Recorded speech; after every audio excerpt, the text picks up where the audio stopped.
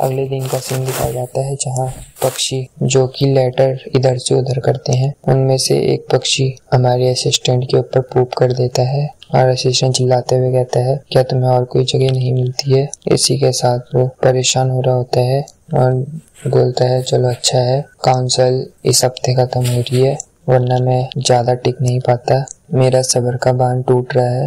अभी वो एरियल के गार्ड को देखता है, क्या नाम था इसका, उसका नाम बियॉन था शायद। हाँ, बियॉन बोलता है काफी टाइम हो गया लॉ ऑफिसर, ऐसे ही वापस में बात करने लगते हैं। तभी बॉडीगार्ड कहता है ड्यूक भी अंदर है। तभी असिस्टेंट कहता है इस टाइम पर ड्यूक क्यों। तभी इसी के साथ उसके ऊपर कोई गुस्से से देखने लगता है। ये देखकर वो हैरान हो जाता है और हमें बताया जाता है ये ड्यूक एगेज हैं जिसे स्नो लॉर्ड के नाम से जाना जाता है, जो नॉर्थन रीजन पे रूल करते हैं और ये एरियल के फादर भी हैं, जो हमारे असिस्टेंट की तरफ घूर घूर के देख रहे होते हैं। हमारा असिस्टेंट घबरा जाता है। तभी ड्यूक अपनी कोल्ड आवाज में बोलते हैं लगता है आजकल के लॉ ऑफिसर को डर नहीं लगता किसी चीज से। इसी के साथ असिस्टेंट घबरा जाता है और बोलता है नहीं ऐसा नहीं है। तभी वो कहता है कैसे है, वो कहता है मैं ठीक नहीं हूँ। इसी के साथ ड्यूक उससे कहता है अपना काम करो, मीटिंग शुरू होने वाली है। असिस्टेंट डर के हमारे बियॉन की तरफ देखता है। बियॉन बोलता है ड्यूक की नजर इतनी डरावनी है कि उनसे दोबारा नजर मिलाने का मन नहीं है।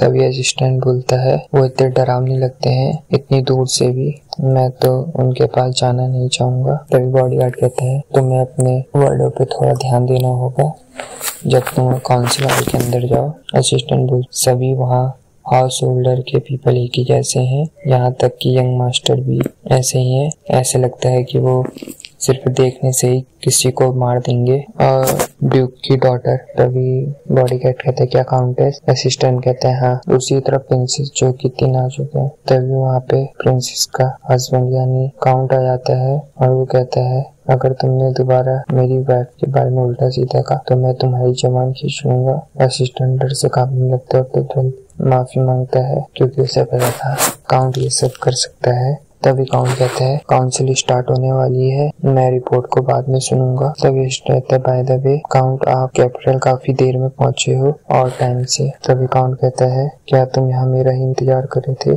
वो कहते हैं ऑफ कोर्स, मीटिंग स्टार्ट होने वाली है और अगर मीटिंग में आप ही नहीं रहोगे तो ये मेरे लिए ज्यादा प्रॉब्लम हो जाएगी। तभी काउंट कहता है मुझे माफ करना पर मैं एक मैरिड इंसान हूँ। ये सुनकर असिस्टेंट हैरान हो जाता है।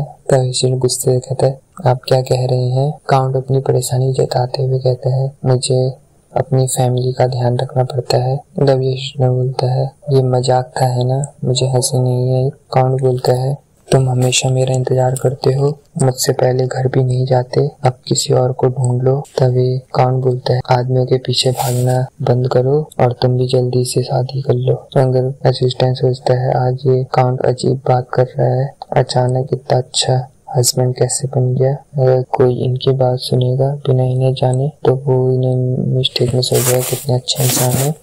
ऐसे लग रहा है जैसे अपने वेडिंग डे का इंतजार कर रही है। तभी काउंट कहता है मैं एक इनोसेंट मैन हूँ, मुझ पे मासूम का टैग काफी ज्यादा अच्छा लगता है, ये मुझ पे सूट करता है ना। के साथ काउंट बोलता है असिस्टेंट तुम्हें अपनी नई पोस्ट क्या मिली, तुम अब ज्यादा ही बोलने लगे हो।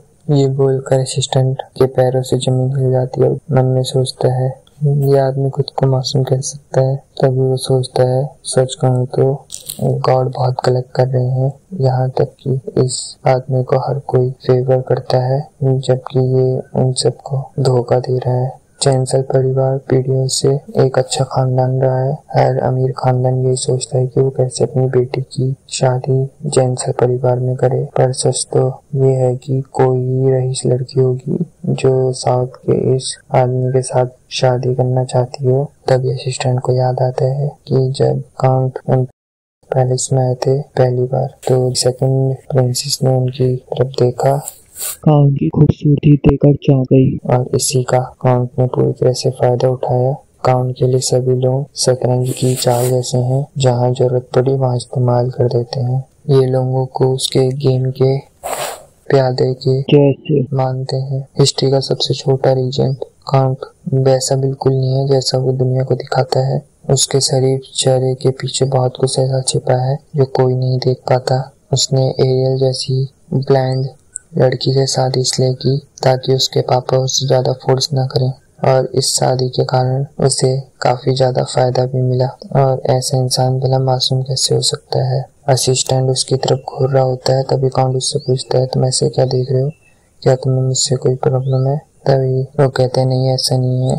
तभी असिस्टेंट बोलता है ड्यूक ने एरियल के लिए उसकी माँ का लेटर भेजा है, लगता है वो अपने काम में व्यस्त है जिस कारण वो मिल नहीं पा रही। तभी बॉडीगार्ड काउंट को कुछ पकड़ाता है और दोनों ही हॉल के अंदर जाते हैं, जहाँ हॉल में उनको सब ग्रीट कर रहे होते हैं।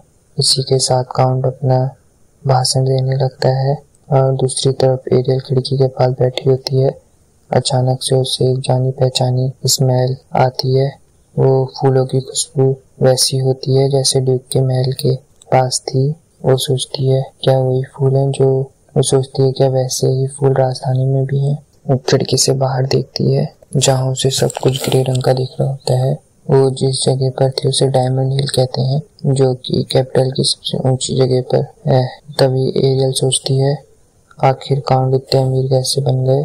वो कहती है मैंने सुना है ट्रेडिंग पोर्ट्स में बहुत सारा टैक्स आता है, पर क्या सच में ये टैक्स बाकी टैक्सों से ज्यादा होता है। तभी वहाँ पे बीटा आती है जो कि गर्म पट्टी लेके आई होती है। फिर वो प्रिंसेस से कहती है मैडम आ जाइए, मैं आपकी पट्टियां बदल देती हूँ। एरियल मुंह बनाते हुए कहती है अब सब ठीक है, इसकी जरूरत नहीं है। लेकिन बीटा को पसंद नहीं आता।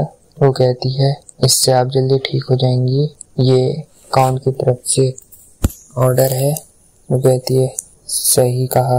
तभी उसे याद आता है कि काउंट ने बोला था मेरी परमिशन के बिना तुम एक कदम भी नहीं चलोगी, स्पेशली गार्डन में तो तुम बिल्कुल भी नहीं घूमोगी, इसलिए मेंशन के अंदर रहो और अपना ध्यान रखो।